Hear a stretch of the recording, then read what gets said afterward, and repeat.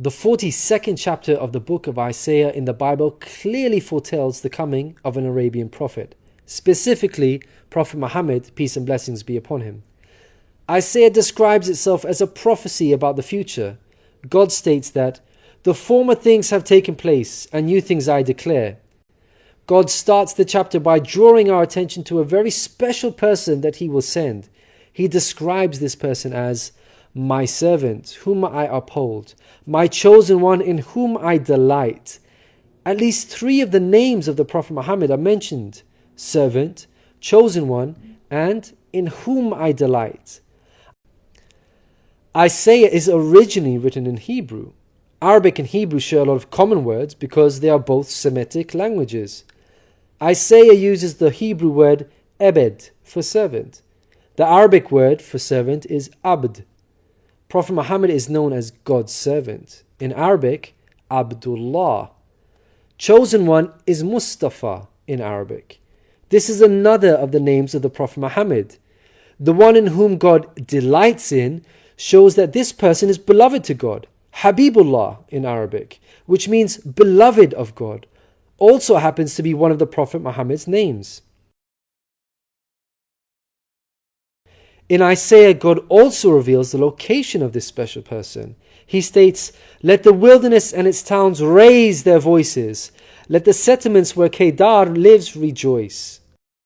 Out of all the nations on earth that God inspired Isaiah to mention, he chose to highlight Kedar's location, so we should pay special attention. Throughout the Bible, Kedar and his sons are linked to Arabia. For example, the book of Ezekiel tells us that Arabia and all the princes of Kedar were your favorite dealers in lambs, rams, and goats. In these they did business with you. In Isaiah, God goes on to narrow the location down further to a specific city within Arabia. He states that the people of Selah should sing for joy. Let them shout from the mountaintops. The place Selah pinpoints the exact location in Arabia.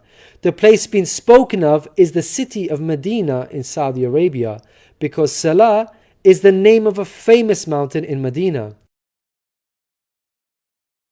Medina was the city of the Prophet Muhammad. An important point worth mentioning is that historically we know there was a presence of various Jewish tribes in Medina before the advent of the Prophet Muhammad. Both Jewish historians and Islamic history records this fact. The question then arises, why were there numerous Jewish tribes within Medina? The answer is that the learned Jews were aware of this prophecy in Isaiah and were anxiously awaiting the coming of a new prophet. Islamic history records the fact that whenever a dispute arose between the Jews and the Arabs in Medina, the Jews used to taunt their pagan Arab neighbors by saying, "When our prophet arrives, we shall obliterate you." The Qur'an also affirms this. God says, "Is it not a sign to them that the learned men of the children of Israel knew it as true?" In Isaiah, God informs us that the special person will bring something new. Mankind is told that we will sing to the Lord a new song, His praise from the ends of the earth.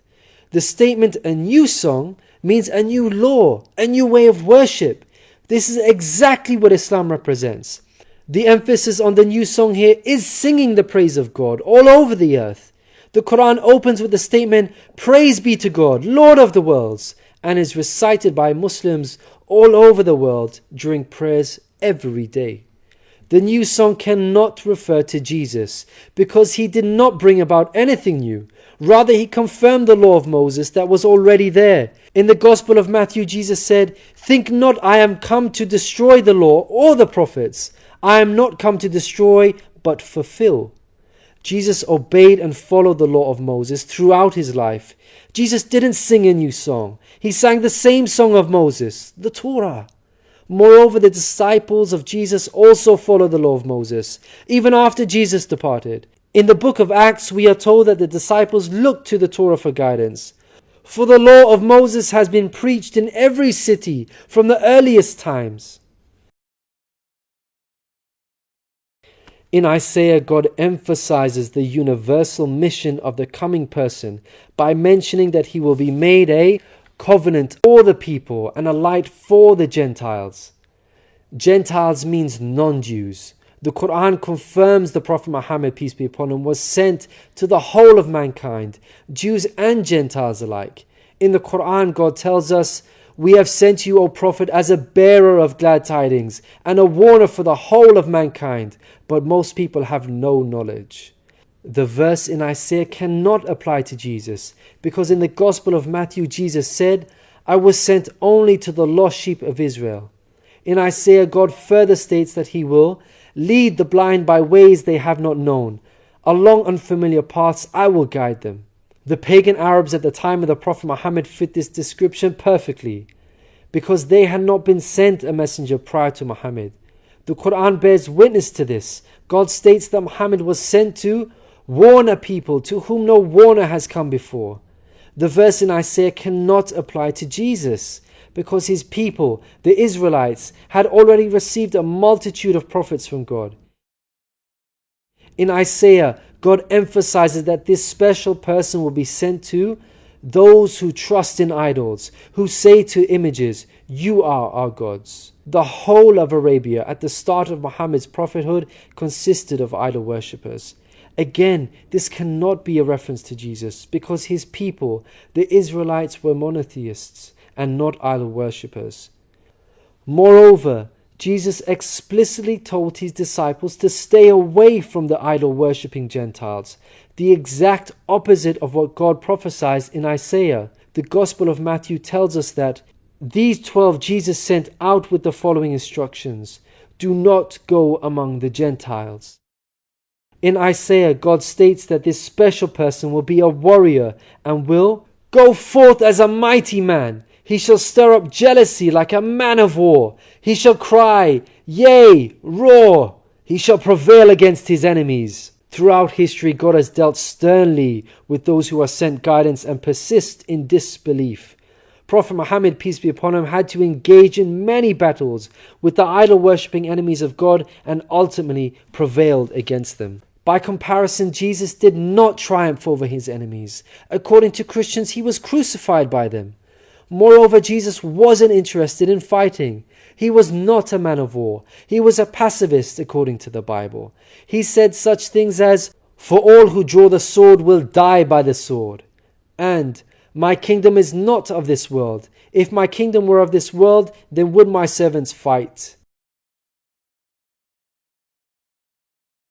In Isaiah, God gives us a list of momentous achievements for this special person.